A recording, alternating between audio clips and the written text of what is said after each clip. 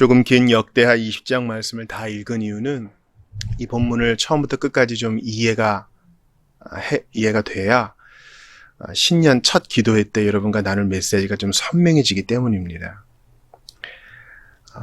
아사의 아들 여호사밧, 다윗의 후손이죠.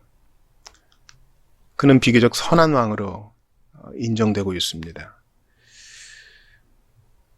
그가 모압과 암몬의 연합군을 어떻게 무찔렀습니까? 기도함으로 무찔렀습니다. 주님을 바라봄으로 무찔렀습니다. 상대가 안 되는 전쟁이었는데 인간적인 눈으로 볼 때는 전력상 너무 차이가 나서 이길 수 없는 싸움이었는데 하나님께서 그들에게 이김을 주셨습니다. 여호사밧이 하나님께 기도하면서 내세운 근거는 첫 번째 약속이었습니다. 7절 보세요. 우리 하나님이시여 전에 이 땅 주민을 주의 백성 이스라엘 앞에서 쫓아내시고 그 땅을 주께서 사랑하시는 아브라함의 자손에게 영원히 주지 아니하셨나이까. 이 땅 저에게 영원히 주셨잖아요. 약속으로 주신 것인데 저희들이 빼앗으려 합니다. 그러니 도와주십시오. 하나님의 약속에 기대어서 기도합니다. 우리가 기도할 때요, 정신을 똑바로 차려야 돼요. 너무 슬픈 일이 있어서 기도할 때에도 정신을 차려야 돼요. 약속을 잊어버릴 만큼 자신을 잃어버리면 안 됩니다. 그러니까 우리가 기도할 때 항상 자세가 중요한데 우리가 지금 누구 앞에 서 있느냐. 만군의 여호와, 거룩하신 삼위 하나님 앞에 서 있다는 사실을 기억하면서 주기도의 순서를 기억하는 게 중요해요. 앞에 세 가지. 하늘에 계신 우리 아버지. 하늘에 계신 우리 아버지. 그분은 하늘에 계시고 나는 땅에 있다는 것을 기억하면서 먼저 하나님의 나라 영광을 위해 구하고 그 다음에 이제 내 필요를 구하는 거예요. 너희는 이와 같이 기도하라 할 때 주님께서 순서를 이렇게 정해 주신 것을 잊지 말아야 됩니다. 여호사밧은 마냥 슬퍼하지만 않고요. 정신을 똑바로 차리고 냉정하게 하나님께서 주신 약속에 근거하여 이 약속을 어기시면 하나님의 신실성은 어떻게 되겠습니까? 주님의 약속에 당당히 기대어서 요구합니다. 두 번째, 그들은 역사에 근거해서 기도합니다. 10절 보세요. 옛적에 이스라엘이 애굽 땅에서 나올 때에 암몬 자손과 모압 자손과 세일산 사람들을 침노하기를 주께서 용납하지 아니하심으로 돌이켜 그들을 떠나고 멸하지 아니하였거늘. 하나님께서 그들에게 은혜를 베푸셔서 정복전쟁에서 그들은 예외로 두셨습니다. 저희는 가나안 거민들과 전쟁했지 이들과는 전쟁하지 않았습니다. 암몬 모압 사실은 이제 핏줄 아닙니까? 그들이 배도하긴 했어도 핏줄 아니에요. 주님께서 그들은 건드리지 말고 내가 그들에게 준 땅에서 그들을 살게 할 터이니 두어라. 근데 그들이 지금 싸움을 걸어와요. 과거의 역사적 사실에 근거해서 여호사밧은 기도해요. 저희가 먼저 건 싸움이 아닙니다. 그들이 공연히 지금 시비를 거는 것입니다. 이 나라의 운명이 주께 달렸으니 저희를 좀 도와주십시오. 마지막으로 여호사밧은 어떻게 기도합니까? 백성들과 함께 기도할 때 간절하게 자기 마음을 쏟습니다. 이 상황을 주께 구체적으로 알려드리면서 마음을 쏟아요. 여러분, 하나님은 모든 걸 다 아시잖아요. 주님 다 아시는데 뭐 굳이 따박따박 다 알려드릴 필요 있어? 뭐 지금 모압과 암몬 연합군이 지금 공격하러 오는 거 하나님 모르실까? 굳이 다 말씀드려야 돼? 우리가 프리젠테이션 할 때, 브리핑 할 때 말이 반복되는 거. 청중들이 이미 다 알고 있다고 생각되는 것은 또 반복할 필요가 없죠. 왜 하나님 이미 알고 계신 걸 또 반복해서 주님을 귀찮게 해? 세상 사람들은 그렇게 얘기할 수 있어도 우린 그게 아니에요. 우리 오늘 마지막 찬송이 주 예수께 조용히 나가는 건데요. 주 예수께 조용히 나와 내 마음을 쏟아놓으라. 하나님께 마음을 쏟아놓을 때 주님은 귀찮다 하지 않으세요. 아이를 길러보신 분 아실 거예요. 아이가 처음으로 어린이집에 갔어요. 그리고 유치원도 다녀요. 초등학교도 갑니다. 그럼 부모는요, 아이한테 이야기를 듣고 싶어요. 오늘 무슨 일이 있었어? 뭐 중요한 공지사항은 선생님이 다 알려주거든요. 그래도 아이의 입을 통해 듣고 싶어요. 그렇게 교제하는 거예요. 하나님은요, 냉혹한 직장 상사가 아니라 우리 아버지가 되세요. 그래서 우리 이미 다 알고 계셔도 우리의 언어로 솔직하게 토해내는 우리의 고백을 주님 받으십니다. 이 기도를 통해 주님은 영광 받으세요. 조나단 에드워즈의 저작이 있어요. 인간의 의존을 통해 영광 받으시는 하나님. 하나님은 당신께 의지하는 사람을 통해서 귀찮다 하지 않으시고 오히려 영광을 받으세요. 자, 이렇게 여호사밧이 기도합니다. 백성들과 함께 백성들을 대표해서 기도합니다. 약속의 근거에서, 과거의 사실에 근거해서, 역사에 근거해서, 마지막으로 자신의 마음을 토하면서 오직 주만 바라보나이다. 저 이거 너무 좋아서 지금으로부터 한 20년 전에 이거 갖고 노래도 만든 적이 있어요. 오직 주만 바라보나이다. 이건 C가 아니에요. C. 룩이에요. 룩. 자세히 보지는 못해. 그러나 어떻게든 저 너머에 주님 계실 것을 믿고 바라보는 거예요. 안 보이죠. 주님은 형상 만들지 말라 그랬으니까 안 보여요. C는 아니에요. 룩이에요. 보는 거예요. 믿음으로 저기 계시다 믿고 앙망하는 거예요.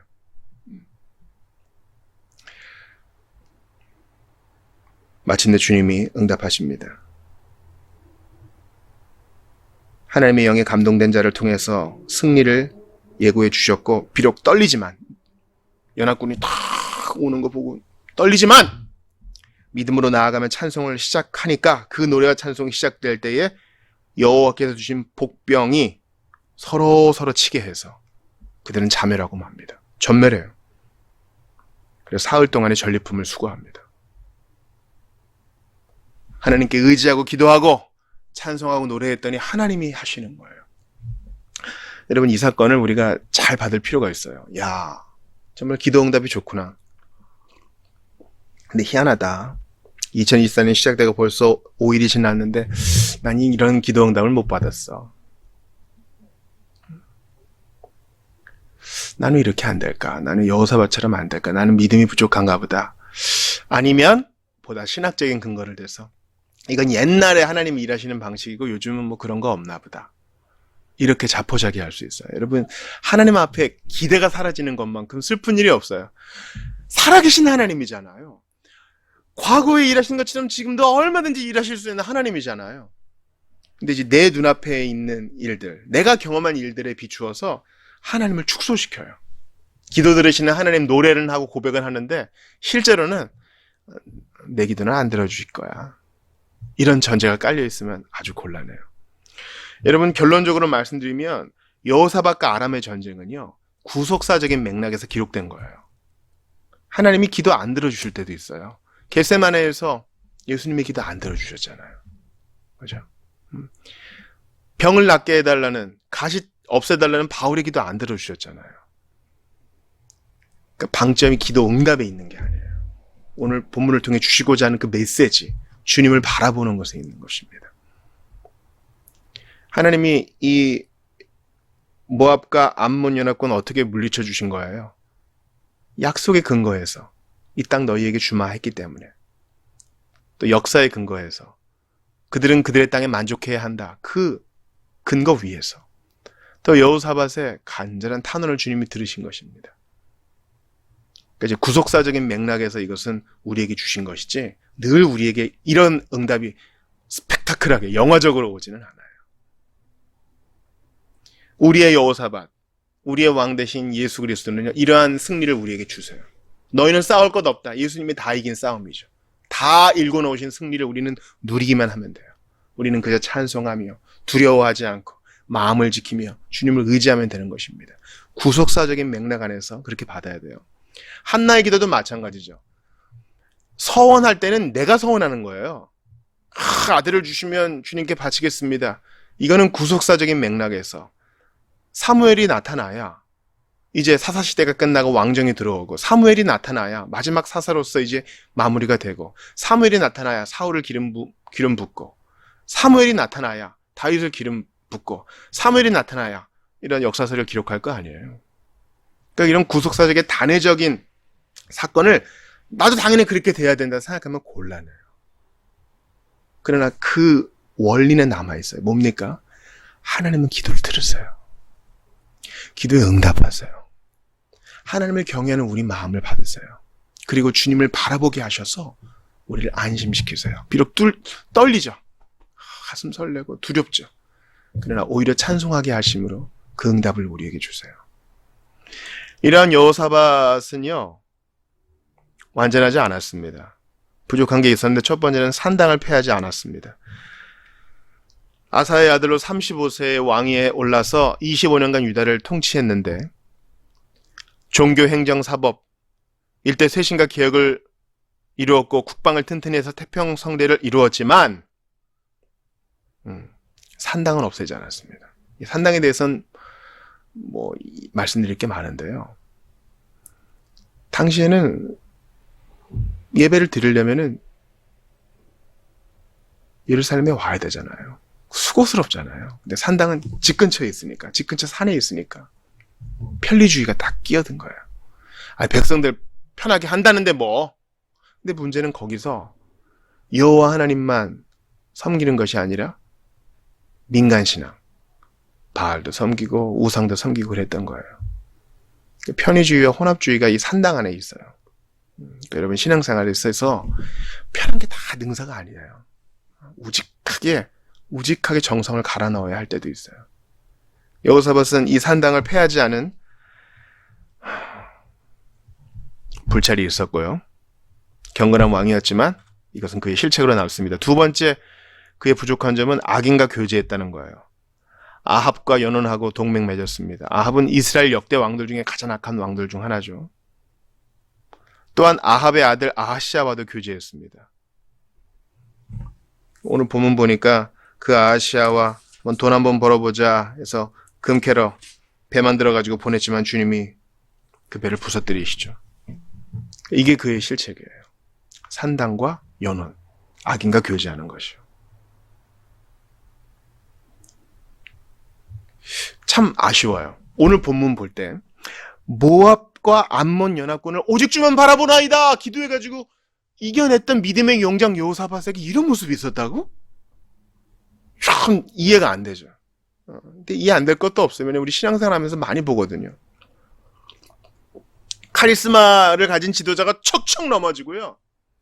직분을 가져가지고 참 어른스럽고 점잖으신 분들이 유혹에 넘어지는 걸 척척 보고 우리 그렇게 살아요. 그러니까 여러분 이 세상에서 일어나는 악한 일들에 대해 너무 놀랄 거 없어요. 여호사밧이 그랬고 다른 사람들도 그랬고요. 나도 그럴 수 있어요. 그럼 이거 어떻게 해결해야 되겠어요? 오직 주만 바라보나이다. 위대한 기도, 생애적 응답을 위해서 오직 주만 바라보나이다. 한 번만 바라보지 말고 계속 바라보는 거예요. 계속 바라보는 거예요. 여러분 큰 산불은요 어떻게 꺼야 되는지 제가 지난번 말씀드렸죠. 저기서 불길이 막 이 산을 집어삼킬 듯이 와요. 이럴 때 물을 부어서는 끌 수 없어요. 무슨 커다란 홍수가 나지 않는 한, 하늘에서 대홍수가 나지 않는 한 헬기로 물 뿌려서 끌 수는 없어요.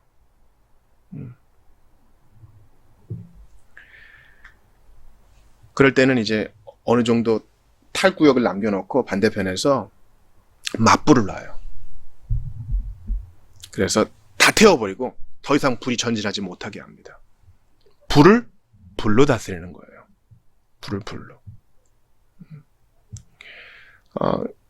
그 유전이 있잖아요. 불기둥이 확 나는 유전. 근데 이제 생산성이 없거나 좀 위험해가지고 그 유전을 파괴해야 될 때는 어떻게 해야 되냐면 그 속에 폭탄을 넣어가지고 안에서 불타고 있는 석유가 탁 바닥으로 퍼지게 한답니다. 불에는 불로. 광야에서 불순종함으로 불뱀에 물린 자는 어떻게 나왔습니까? 뱀에 물린 자가 뱀을 봄으로, 불뱀에 물린 자가 놋뱀을 봄으로 해결을 받았어요. 죄로 인한 죽음 어떻게 해결되었습니까?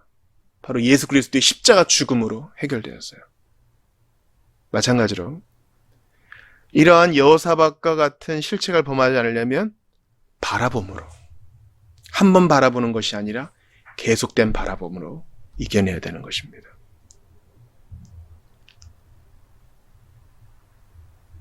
편의주의를 바라보지 아니하고 돈을 바라보지 아니하고 끝까지 여호와만 바라봄으로 이겨내야 한다는 것입니다.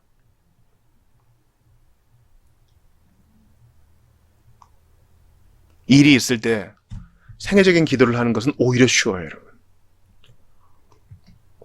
죽겠거든요. 망하겠거든요.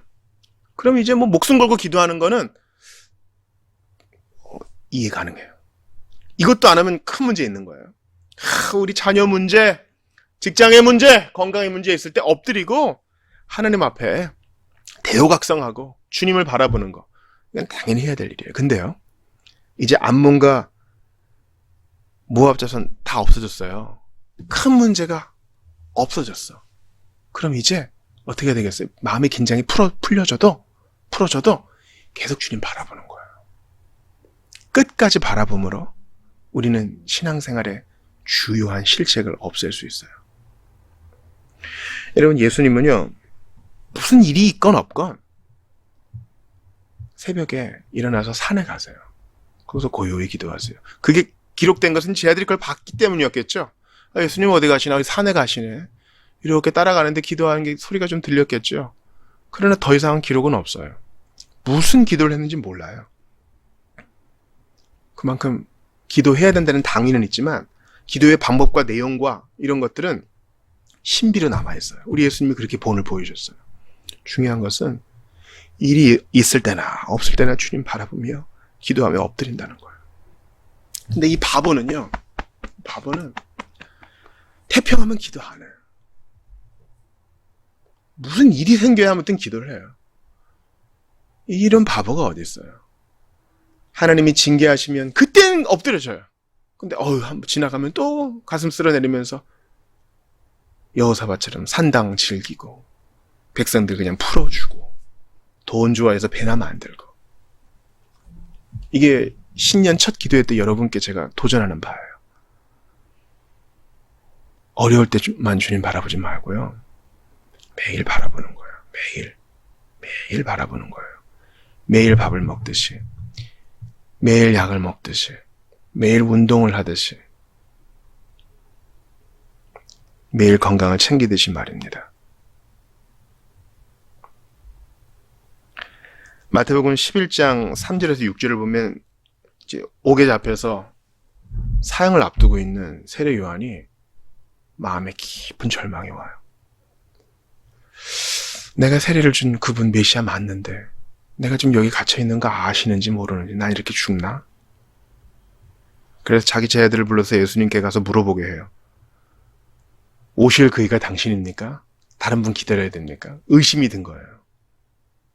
천하의 세례 요한도요, 옥에 갇혀가지고 죽음을 앞두고 있는 상황에서는 마음이 연약해지는 거예요. 그때 예수님이 하신 말씀 뭐예요?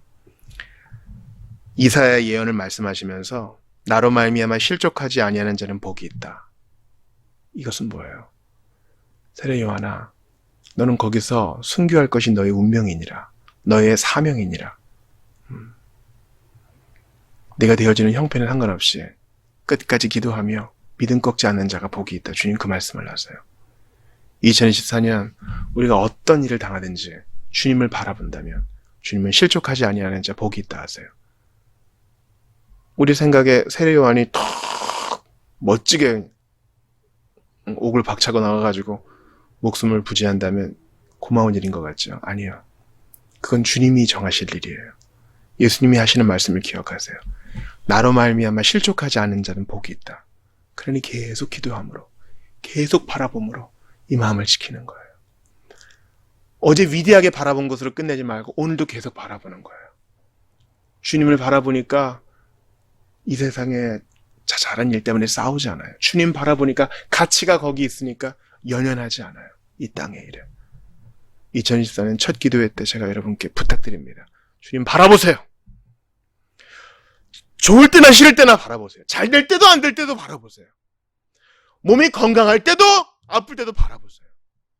왜냐면 예수한테만 소망이 있으니까. 세상에 소망 없고 나한테도 소망 없어요. 예수님께만 소망이 있어요. 나의 신변이 잘 되고 안 되고는 그 다음 문제예요. 방점은 예수를 바라볼 때 끝까지 바라보는 데 있어요. 실족하지 않고. 이렇게 주님 바라보고 끝까지 기도하기로 결단하는 여러분들 되시기를 주의 이름으로 축원합니다. 주님이 우리에게 말을 거세요. 대화하자고 말을 거세요. 그 부르심에 응답하여 매일 기도로 나아가는 여러분 되시기를 주의 이름으로 축원합니다. 이 시간 주신 말씀을 붙들고 기도합시다. 하나님 2024년 영광스럽게 시작했는데 얼마나 결심한 것을 실천하고 있는지요. 여호사밧처럼 그저 한 번 대단하게 엎드리는 것으로 끝나지 말게 하시고 매일매일 주님 바라보는 우리 모두가 되게 하소서. 일이 잘 되건 못 되건 주님 바라봄으로 안식을 얻는 우리 모두가 되게 하소서. 주신 말씀 붙들고 기도하겠습니다. 하나님께 감사합니다. 아버지, 주님께 감사합니다. 감사합니다. 주시옵소서.